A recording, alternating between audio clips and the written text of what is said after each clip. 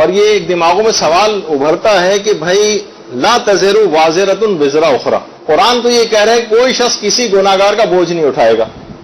اور یہ باپ کے جو گناہ ہے اس نے مثلا نمازیں نہیں پڑھی تو بڑا بیٹا یہ بوجھ کیوں اٹھا رہا ہے؟ یہ تو سریعاً قرآن کے خلاف ایک حکم بظاہر نظر آ رہا ہے۔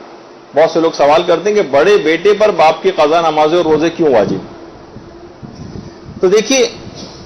اس کی کئی مصلحتیں اور کئی حکمتیں، کہ جو بڑے بیٹے پر یہ چیز واجب کی گئی ہے، بہت کم وقت رہ گیا، یہ جو بڑے بیٹے پر چیز واجب کی گئی یہ باپ کے گناہوں کا بوجھ نہیں ہے، اس کی کچھ مصلحتیں ہیں باقاعدہ۔ دیکھیے ویسے تو ان مصلحتوں کا جاننا واجب نہیں ہے، نہ شریعت کے اندر الگ سے اس کی کوئی مصلحت بتائی گئی ہے کہ اس وجہ سے بڑے بیٹے پر واجب ہے، لیکن کچھ احتمالات ہیں۔ وہ کیا ہیں؟ دیکھیے سب سے پہلی بات تو ہے کہ اس مسئلے سے والدین کے، خاص طور پر والد کے بہت عظیم مقام کا پتہ چلتا ہے، اس کے اسلام ان کے احترام کا کس حد تک قائل ہے۔ یہاں تک کہ بہت سے مراجع جیسے آقا خوئی وغیرہ تھی، وہ کہتے تھے باپ نے اگر گناہ کرتے ہوئے صریحاً لاپرواہی میں نمازیں قضا کی ہیں، احتیاط واجب یہ کہ بڑا بیٹا ان قضا نمازوں کو بھی انجام دے گا اور روزوں کو بھی انجام دے گا۔ صریحاً گناہ کرتے ہوئے کہتا تھا میں نہیں پڑھوں گا نماز، حکم خدا کی مخالفت کرتے ہوئے اس نے اس طرح سے نمازیں چھوڑیں، تو اس کو ان نمازوں کی بھی قضا کرنی ہے، روزوں کی بھی احتیاط واجب کی بنا پر۔ آقا کوئی کا قائل تھے، لیکن آقا سیستانی، ابھی مسئلہ آئے گا کہ آقا سیستانی اس کے قائل نہیں، وہ کہتے ہیں باپ نے اگر گناہ کرتے ہوئے چھوڑی ہیں نمازیں تو وہ بڑے بیٹے کو ان نمازوں کی قضا نہیں کرنی۔ لیکن بہرحال کچھ علماء تو اس کے قائل ہیں، تو بہرحال باپ چاہے گناہگاری کیوں نہ صحیح، تب بھی اسلام نے اس بات کا خیال کیا ہے کہ نہیں، تب بھی تمہیں یعنی باپ کی اتنی عظمت، اس سے یہ بات بھی پتہ چلتی۔ اچھا، اس علماء ایک بات اس میں اور فرماتے کہ اس مسئلے میں بڑے بیٹے کی خاندان میں جداگانہ حیثیت کا تعین بھی ہو جاتا ہے اس مسئلے کے ذریعے، کہ باپ کی موت کے بعد یہ جو خاندان فقدان پدر سے دوچار ہوا تھا، اب بڑے بیٹے کو باپ کی جگہ لینا ہے ذمہ داریوں کے اعتبار سے، اس مسئلے سے اس کی طرف بھی اشارہ ہو رہا ہے۔ دیکھیے بڑے بیٹا باپ تھا نا، وہ سرپرست تھا اس وقت، اب بہت ساری چیزیں بڑے بیٹے کے اوپر جو آ رہی ہیں، اس سے اب یہ اس کو باپ کی جگہ لینی چاہیے ذمہ داریوں کے اعتبار سے، اس کا بھی ذرا اس مسئلے میں اشارہ ہوتا ہے۔ تیسری بات علماء نے کہی کہ اس مسئلے میں اس بات سے نماز کی اہمیت کا کتنا زیادہ پتہ چلتا ہے کہ مرنے کے بعد بھی ان نہ پڑھی گئی نمازوں سے چھٹکارا حاصل نہیں ہوگا، بلکہ مرنے کے بعد بھی ان نمازوں کو پڑھاؤ تو اپنی زندگی میں ان نمازوں کی سوچی کتنی اہمیت ہوگی جن کو ہم ضائع کرتے چلے جاتے ہیں۔ تو اس سے نمازوں کی اہمیت کا پتہ چلتا ہے کہ مرنے کے بعد بھی معاف نہیں ہو رہی، بلکہ بڑے بیٹے کے اوپر واجب کیا جا رہا ہے۔ اور چوتھی بات یہ کہ جو علماء نے کہی ہے اس سلسلے میں کہ بڑے بیٹے کو جو حبوہ ملتا ہے، حبوہ، یہ میراث کے مسائل میں جو آپ میں سینئر موسٹ گروپ ہے، اس نے تو حبوہ کے مسائل اور میراث کے مسائل پڑھے ہوئے ہیں، تو اس کے اندر بھی یہ بات ان کو بتائی گئی تھی کہ حبوہ جو ہے بڑے بیٹے کا حق ہوتا ہے۔ یہ میراث میں تقسیم 4 چیزیں ایسی ہیں جو حبوہ میں شامل ہوتی ہیں اور میراث میں دیگر ورثاء کو نہیں ملتی، صرف بڑے بیٹے کو ملتی، جس کے اندر جو مرحوم لباس پہنا کرتے تھے وہ لباس مرحوم باپ کا، وہ بڑے بیٹے کا حق ہے، یہ میراث میں تقسیم نہیں ہوا۔ باپ جو انگوٹھی پہنا کرتا تھا وہ بڑے بیٹے کو ملے گی اور کسی کو نہیں ملے گی۔ قرآن جو باپ پڑھا کرتا تھا وہ بڑے بیٹے کو ملے گا اور کسی کو نہیں، اور باپ کی تلوار۔ اچھا، آپ لوگ بہت سے سوالات اٹھاتے ہیں، خنجر ہے، گن ہے، پسٹل ہے، کلیشنکوف باپ کے پاس رکھی، کیا یہ حبوہ میں جائے گی یا نہیں؟ تو بہرحال یہ کہ علماء نے اس سلسلے میں یہی کہا، جس میں آغا سیستانی وغیرہ بھی شامل ہیں، کہ تلوار کے علاوہ اگر کوئی اور اسلحہ ہے تو وہ پھر ورثاء کے ساتھ اس کو مصالحت کرنی پڑے گی، ورثاء کو راضی کرنا پڑے گا، بھائی یہ والد صاحب کی چیز تھی اور یہ اسلحے میں آتی ہے، تو بہرحال اگر ورثاء راضی ہو جائیں تو ٹھیک ہے، وہ اسلحہ یا کوئی بھی ایسی چیز جو اس کے علاوہ ہے، تلوار کے علاوہ، وہ بڑا بیٹا اپنے پاس رکھ سکتا ہے، اور ورثاء سے اگر مصالحت نہ ہو تو پھر وہ میراث میں جائے گی۔ تو بہرحال عام طور سے جو لباس باپ پہنا کرتا تھا، لیکن میں حبوہ کے مسئلے اس وقت نہیں جا رہا، تو علماء نے کہا کہ جو بڑے بیٹے کو حبوہ ملتا ہے، شاید یہ اس کے عوض اس کام کا تقاضا کیا گیا ہے اس سے کہ تم اپنے باپ کی قضا نمازیں پڑھو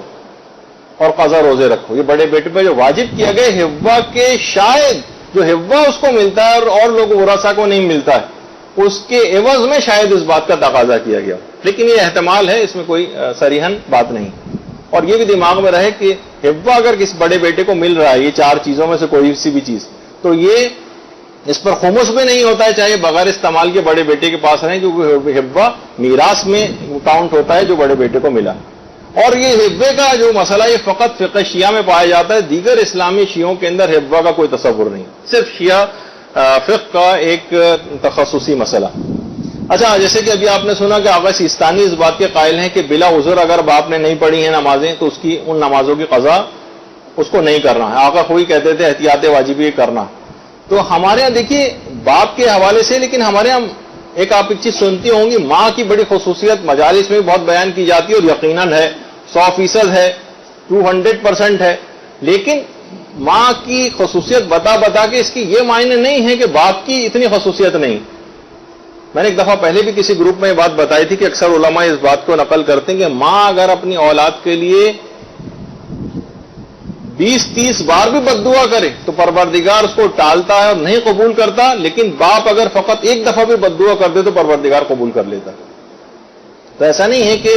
ایک ہی طرف کے پہلو کو ہم اتنا زیادہ بڑھا چڑھا دیں اور اس کے مقابلے میں باپ کی کوئی حیثیت اس کو مد نظر نہ رکھیں. تو افراط و تفرید کا بعض اوقات ہم لوگ اس انداز سے شکار ہو جاتے ہیں. تو اچھا، ایک اس کے اندر ایک بات اور آج ایک مسئلہ اور بیان کر دوں. اکثر لوگ بڑا ٹیکنیکل ٹائپ کا بھی مسئلہ اس میں پوچھ لیتے ہیں کہ بیٹے کو باپ نمازیں پڑھتا ہی نہیں تھا. اب بڑے بیٹے کو جیسے کہ آپ نے سنا کہ وہ اپنے باپ کی نمازوں کی قضا کرنی، لیکن باپ پہ اپنے باپ کی بھی قضا نمازیں تھیں کیونکہ دادا حضور بھی نماز نہیں پڑھتے تھے مثلا. تو کیا اس بڑے بیٹے کے اوپر واجب ہوگا کہ ان کے والد کے اوپر اپنے دادا کی قضا نمازیں بھی آئی ہوئی تھی جو انہوں نے نہیں پڑھی؟ تو یہ جو خاندانی بے نمازی ہونے کا جو یہ سلسلہ ہے یہ صرف اور صرف اپنے باپ کی حد تک رہتا. دیکھیے بعض اوقات یہ بھی ہوتا ہے، جیسے مولانا محمد علی نقوی صاحب پچھلی دفعہ جو آئے تھے تو میں بتا رہے تھے کہ وہ بہت سے لوگ اتنا نافرمانی کاموں میں بھی ایسا والدین کا احترام کرتے ہیں جناب کہ والد مرحوم وصیت کر کے گئے تھے کہ مرنے کے بعد میرا شیو وغیرہ کر دینا، داڑھی جو تھوڑی بہت بڑھ گئی سے مونڈ دینا. تو اولاد اتنی فرما بردار تھی کہ انتقال کے بعد والد مرحوم کا شیو کیا گیا ان کی میت کا. تو بہرحال یہاں تک یہ چیزیں ہوتی ہیں. تو اچھا، اب یہاں پر جو مسئلہ ہے آغا سیستانی کے حوالے سے، اس کے اندر فقط ایک ریلیکسیشن ہے جو کسی اور مجتہد نے تو ذکر نہیں کی ہے، جتنے بھی مشہور مراجع صرف آغا سیستانی کے حوالے سے ہے. المسائل المنتخبہ میں بھی انہوں نے لکھا ہے اس کو کہ جو بڑے بیٹے پر باپ کی قضا نمازوں کے اعتبار سے تو کوئی چھوٹ نہیں، وہ تو پڑھنی ہے یا پڑھوانی ہے کسی سے. قضا روزے جو واجب ہوتے ہیں باپ کے، اس میں انہوں نے کہا کہ بہت اچھا ایک لحاظ سے لوگوں کی سہولت کا ایک مسئلہ انہوں نے بیان کیا ہے کہ چاہے تو یہ بڑا بیٹا باپ کے قضا روزے جو یہ خود رکھے یا کسی سے رکھوائے. اگر یہ نہیں کر سکتا یا نہیں کرنا چاہتا مثلا، تو وہ یہ بھی کر سکتا ہے کہ باپ کے فی روزے کے بدلے فقط 3 پاؤ آٹا اگر غریب کو دے دیا جائے تو باپ کے 1 روزہ ادا ہو جائے گا. فی روزہ ایک کر کے 3 پاؤ سمجھے تقریباً، بلکہ 1 کلو ہی کرنے چلیں تاکہ حساب کتاب میں کوئی ایسی گڑبڑ نہ ہو. تو مثلا 30 اگر روزے ہیں 1 سال کے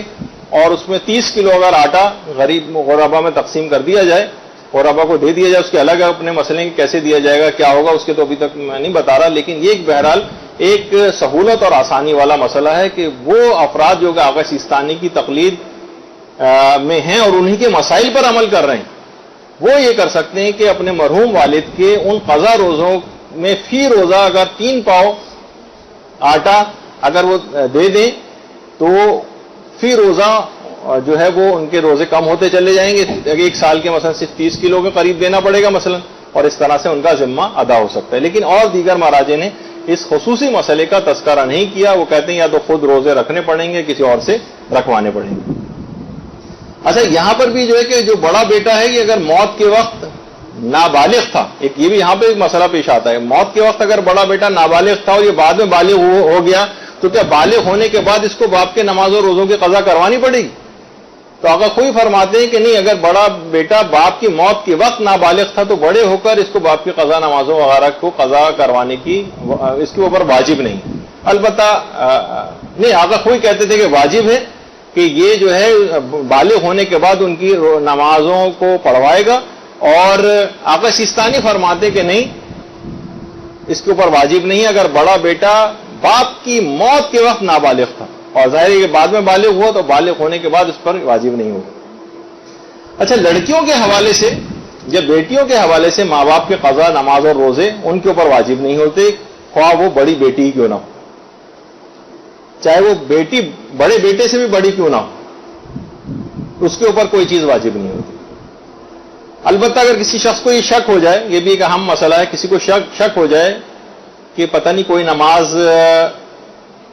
جو ہے وہ مجھ پر